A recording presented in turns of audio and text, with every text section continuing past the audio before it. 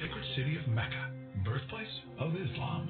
How did this place come to be the holy site for Muslims? Islamic scholars date back to the times of the prophet Abraham, father of the Abrahamic faith and messenger of Allah.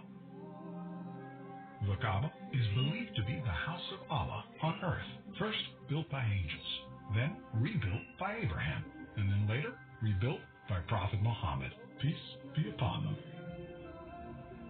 Muslims from around the world come to the Grand Mosque of Mecca to perform two pilgrimages, Hajj and Umrah. Hajj is one of the 5 pillars of Islam, takes place once a year.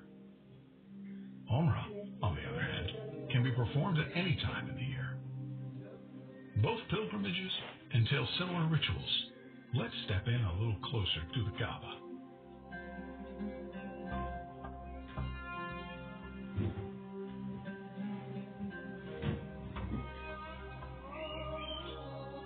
Tawaf, a ritual performed in both Hajj and Umrah. It's a ceremonial practice that's been done for centuries.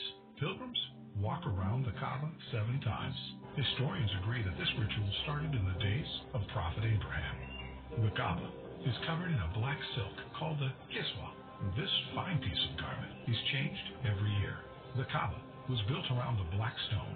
We'll come to that later, but observe the pilgrims as they perform Tawaf.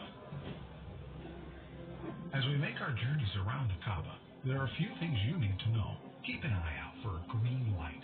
This aligns with the black stone, and every time a pilgrim approaches it, they raise their right hand towards the Kaaba and make a takbir, Bismillah, Allahu Akbar, a declaration by the name of Allah, the Magnificent.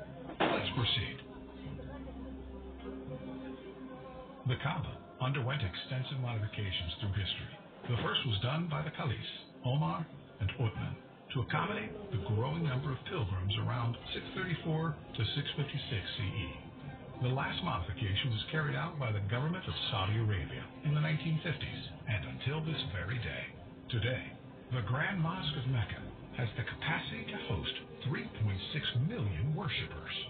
The Kaaba was built around a sacred stone, referred to as the Black Stone. Let's get a closer look. It's every pilgrim's goal to touch this sacred stone. Some consider it a crucial part of the Tawaf ritual, which is why you see guards standing around the stone. Once the Tawaf is complete, the second ritual is praying by the Station of Abraham. It's believed that Abraham used the stone to call people for prayer, as ordered by God after the completion of the Kaaba. Another narration says that Abraham stood on this stone while constructing the top of the Kaaba, and his footprint remained on the stone. Safa and Marwa were 2 hills that Hajar ran back and forth from, desperate for any sign of aid. She climbed up to the top of the hills to check on her son Ismail. She then traveled back and forth 7 times, and the ritual requires the same journey. To compensate for the large number of visitors, an expansion to Safa and Marwa was made to 4 floors on top of one another.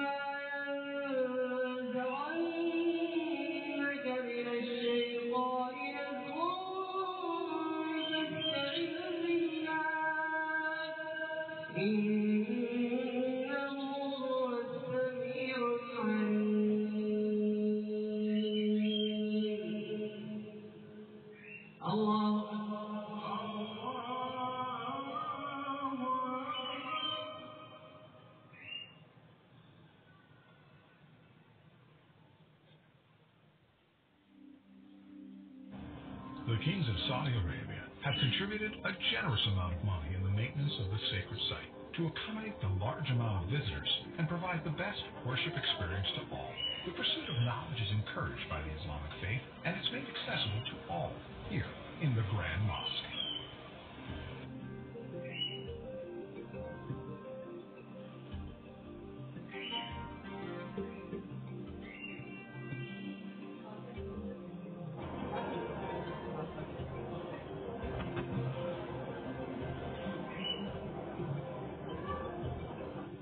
Among the many facilities this sacred site has to offer is Quran education circles, where Muslims come together to learn and understand the Book of Allah.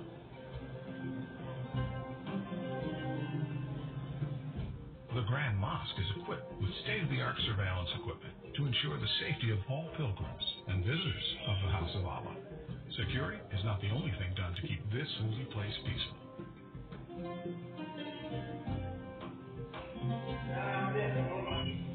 Here, a group of young adults practice the art of designing the kiswa, the black silk covering the Kaaba. Someday, if they're lucky enough, they'll be a part of the team that sews the actual kiswa.